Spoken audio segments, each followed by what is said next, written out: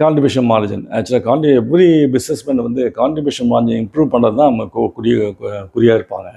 ப்ராஃபிட்டை பார்க்கறதில்ல. ப்ராஃபிட் வந்து எப்படி வருதுனாக்கா ஃபிக்ஸட் அசெட்ஸ் கழிச்சு போன பிற்பாடு ப்ராஃபிட்டு. பட் நமக்கு வேண்டியது கான்ட்ரிபியூஷன் மார்ஜின். ஏற்கனவே சொல்லியிருக்கேன், don't look at the tap, look at the tank. Tank தான் முக்கியம், டேங்க் கெப்பாசிட்டி தான் முக்கியம். அதே போல் கான்ட்ரிபியூஷன் தான் முக்கியம். அந்த கான்ட்ரிபியூஷன் எப்படி நம்ம இம்ப்ரூவ் பண்ணணும் அப்படின்றத இதில் தான் நம்ம குறிக்கோளாக இருக்கணும். அப்போ தான் நீங்கள் வந்து லாங் ரனில் ப்ராஃபிட் பார்க்க முடியும்.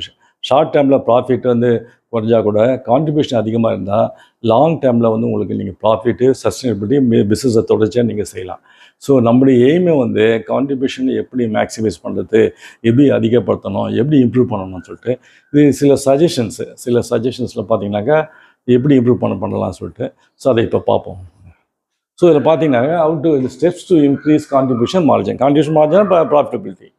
ஸோ இதில் மெட்டீரியல் ப்ரொடக்ஷன் காஸ்ட்டு, இந்த மெயின் ப்ரொடக்ஷன் காஸ்ட் தான் முக்கியம். ஸோ இதில் பார்த்தீங்கன்னா key variable product cost. So raw மெட்டீரியலை குட்ஸை ஒட்டி இருக்கக்கூடியதான் மெயின் நமக்கு கோர் எக்ஸ்பெண்டிச்சர், அதுதான் கோர் காஸ்ட்டு, அதுதான் முக்கியம்.